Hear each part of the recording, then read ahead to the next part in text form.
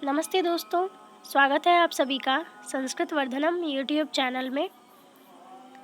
आज के इस वीडियो में हम सब LLMU BA part 3 Sanskrit honours session 2019 से 22 के लिए पेपर 5 जिसमें पहला टॉपिक कठोपनिषद, इससे संबंधित कुछ महत्वपूर्ण प्रश्नों को देखेंगे जो इस बार के एग्ज़ाम के लिए काफ़ी इम्पोर्टेंट होगा। बीए पार्ट 2 संस्कृत ऑनर्स का रिज़ल्ट आ चुका है और जिन स्टूडेंट्स का रिज़ल्ट आया है वो अपने मार्क्स कमेंट बॉक्स में ज़रूर बताएं। तो अब हमें आगे संस्कृत ऑनर्स बीए पार्ट 3 के लिए प्रिपेयर करना चाहिए। तो इसी को लेकर अब हम लोग हर एक टॉपिक से संबंधित कुछ महत्वपूर्ण प्रश्नों को देखेंगे जो आने वाले एग्ज़ाम के लिए इम्पोर्टेंट होगा। बाकी आपको कठोपनिषद से संबंधित एक डिटेल वीडियो मिल जाएगा, उसमें आपको इसकी जो कहानी है वो समझ में आ जाएगी, जिससे प्रश्नों को बनाने में आपको काफ़ी मदद मिलेगी। तो आप उस वीडियो को फॉलो कर सकते हैं।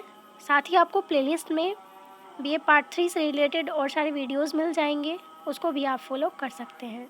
लिंक आपको डिस्क्रिप्शन बॉक्स में मिल जाएगा।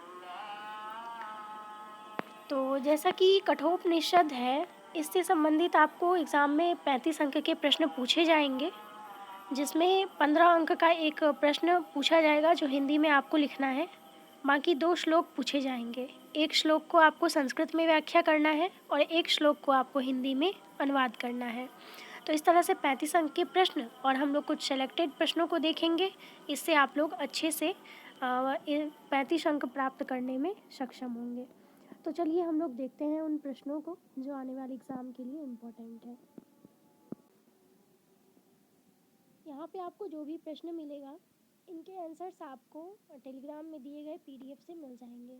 जैसे टेलीग्राम पर आपको बीए पार्ट 3 से रिलेटेड और सारे पीडीएफ भी मिलेंगे। साथ ही कठोपनिषद का भी एक पीडीएफ डला हुआ है। वहाँ पे आपको यहाँ जो भी प्रश्न मैं आपको बताने वाली हूँ इसका आंसर मिल जाएगा। ठीक है, तो वहाँ से आप लोग इसको प्रिपेयर कर लीजिएगा। बाकी यहाँ से इस वीडियो के माध्यम से आपको ये पता चल जाएगा कि इम्पोर्टेंट प्रश्न कौन कौन सा है। तो सबसे पहले हम लोग बात कर लेते हैं आलोचनात्मक प्रश्नों की। इसमें आपको कौन कौन से प्रश्नों को तैयार करना है। अगर देखा जाए तो हमें प्रथम अध्याय का प्रथम और द्वितीय वल्ली पढ़ना है, हमारे सिलेबस में है। लेकिन वहाँ पे एक वल्ली में 25 प्लस श्लोक और दूसरे वल्ली में भी आपको 25 प्लस श्लोक मिलेंगे। तो इतना एक साथ करना पॉसिबल नहीं है, इसीलिए मैंने कुछ इम्पोर्टेंट श्लोक को एक जगह किया है ताकि आप लोग इसको अच्छे से प्रिपेयर कर पाएँ। तो जैसे प्रश्न है आलोचनात्मक प्रश्न के अंतर्गत, यहाँ पे मैंने 3 प्रश्न को रखा है जो इस बार के एग्ज़ाम के लिए इम्पोर्टेंट है। यहाँ से एक प्रश्न एग्ज़ाम में आना फिक्स है, जिसमें पहला प्रश्न है कठोपनिषद के अनुसार प्रथम वल्ली का सारांश लिखिए, दूसरा है द्वितीय वल्ली का सारांश लिखिए और तीसरा है आत्मा के स्वरूप का वर्णन करें। तो ये 3 प्रश्न आप लोग टेलीग्राम पर दिए गए पीडीएफ से प्रिपेयर कर सकते हैं और लगभग 4 से 5 पेज में इसको अच्छे से लिख सकते हैं, साथ में आप कुछ कुछ श्लोक को डालकर। अब मैं आपको इसके आंसर्स को लिखना कैसे है इसको मैं आपको बता रही हूँ ताकि आप लोग इसको अच्छे से प्रिपेयर कर पाएंगे। तो जैसे कि कठोपनिषद के अनुसार आत्मा का स्वरूप है, जिसको मैंने खुद से प्रिपेयर किया है, इसको मैं आपको बताती हूँ। जैसे कि जो भी प्रश्न हम लोग बनाएंगे उसमें हम लोग कुछ श्लोक को ज़रूर ऐड करेंगे। ठीक है, बिना श्लोक के आंसर में बहुत ज़्यादा मार्क्स नहीं मिलने वाला है, इसीलिए आप जितना ज़्यादा श्लोक को ऐड करेंगे इतना आपको बेनिफिट मिलेगा। तो जैसे कि हम लोग कोई भी श्लोक लिखेंगे तो सबसे पहले उसे हमें क्या कर देना है, नीचे में उसको अंडरलाइन कर देना है और फिर थोड़ा सा स्पेस छोड़ के हमें आगे लिखना है। तो सबसे पहले तो हम लोग कठोपनिषद से संबंधित जो भी कुछ साधारण सा परिचय है वो लिखेंगे और उसके बाद आत्मा के स्वरूप के बारे में उसमें क्या कहा गया है इसको हम लोग एक्सप्लेन करेंगे। ठीक है, तो इस तरह से जैसे कि कोई भी पॉइंट हम लोग लिखेंगे उससे संबंधित हम लोग एक श्लोक को ऐड कर सकते हैं। उस श्लोक को लिखने के बाद उसका हम लोग हिंदी अर्थ लिख सकते हैं वहाँ पर। इस तरह से आपको काफ़ी अच्छा मार्क्स मिलेगा। तो आप लोग देख सकते हैं कि यहाँ पर एक श्लोक को लिखने के बाद कैसे यहाँ पर हिंदी में व्याख्या किया गया है। तो ये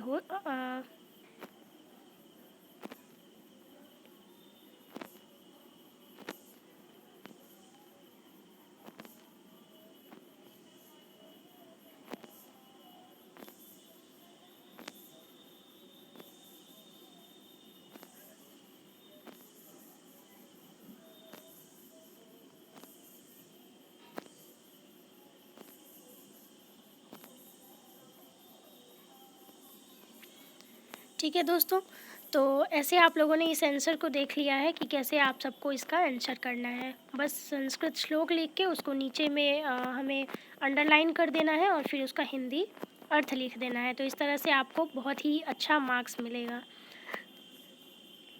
तो इस तरह से आप इन तीनों प्रश्नों को प्रिपेयर कर लीजिएगा। 15 मार्क्स निश्चित रूप से आप ले पाएंगे। चलिए अब हम लोग कुछ श्लोक को देख लेते हैं। जैसा कि हमने बताया कि प्रथम वल्ली और द्वितीय वल्ली में 25 से ज़्यादा श्लोक आपको देखने को मिलेगा, लेकिन यहाँ पे मैंने 8 श्लोक को लिया है और इन 8 श्लोक को अगर आप प्रिपेयर कर लेते हैं तो निश्चित रूप से आप संस्कृत व्याख्या और हिंदी अनुवाद दोनों करने में सक्षम होंगे।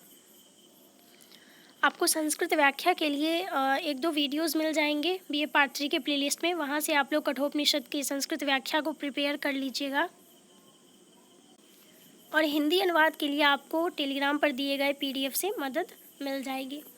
जैसे पहला श्लोक है, पितोदका जगदतृणा दुग्धदोहा निरिंद्रयाः आनंदा नाम ते लोका स्थान छ गच्छति ताददत्। ठीक है, इसका मतलब ये कि जिन्होंने अंतिम बार जल पी लिया है, मतलब यहाँ पर नचिकेता जो है वो नचिकेता सोच रहा है अपनी उनके जो पिता हैं वो कुछ अदेय गायों को दान कर रहे हैं। ठीक है, तो वो उनके बारे में सोच रहा है कि जिन्होंने अंतिम बार जल पी लिया है, अंतिम बार घास खा लिया है, जिनका दुग्ध दोहन कर लिया गया है, जिनकी इंद्रियां नष्ट हो चुकी हैं, ये सारी बातें वो गाय के बारे में सोच रहा है जो कि अदेय है सर्वथा। तो जिनकी इंद्रियां नष्ट हो चुकी हैं, जो प्रजनन में अक्षम है और जिन्होंने न जल पीने की शक्ति है, न घास खाने की शक्ति है, न वो देख सकती है, न चल सकती है, उन गायों के अयोग्य गायों का ऋत्विजों को दान में करता हुआ जो यजमान होता है वो सब प्रकार के सुखों से रहित जो लोक होता है उसको प्राप्त करता है। उनके पिता द्वारा जो इस प्रकार की गायों को दान किया जा रहा था वही सोचकर वो इन सब बातों को सोचता है और तभी पिता के पास वो पूछने के लिए जाता है कि वो हमें किसे दान में देंगे। ठीक है, तो इन सब कहानियों को हमने पिछले वीडियो में पढ़ा है, जो आपको लिंक डिस्क्रिप्शन बॉक्स में मिलेगा। उसके बाद दूसरा श्लोक है, स्वर्ग लोके न भयं किंचन नास्ति न तत्र त्वं न जर्या बिभेति।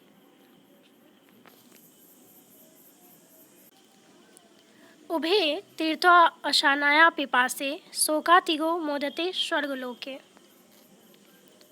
अब इस श्लोक में जो यम के द्वारा जो पहला वर पाता है नचिकेता, वो नचिकेता स्वर्ग के साधनभूत अग्नि को जानने की इच्छा से स्वर्ग के स्वरूप को बताता है इस श्लोक के माध्यम से। ठीक है, नचिकेता कहता है कि स्वर्ग लोक में कुछ भी नहीं है। ठीक है, नचिकेता के द्वारा कहा जाता है कि स्वर्ग लोक में कुछ भी नहीं है, ना वहाँ तुम ही हो, ना कोई बुढ़ापे से ही डरता है। भूख और प्यास दोनों का अतिक्रमण करके शोक दुख से मुक्त होकर मनुष्य स्वर्ग लोक में प्रसन्नता का अनुभव करता है। तो इस प्रकार से बताता हुआ नचिकेता यम से स्वर्ग के साधनभूत अग्नि के बारे में जानना चाहता है इस श्लोक के माध्यम से। इसके आगे भी और भी सारे श्लोक हैं जिनको आप लोग अपने कॉपी पर नोट डाउन करके और टेलीग्राम पर दिए गए PDF से अच्छा सा नोट्स बना सकते हैं। ठीक है, इसका हिंदी अनुवाद आप सबको करना है।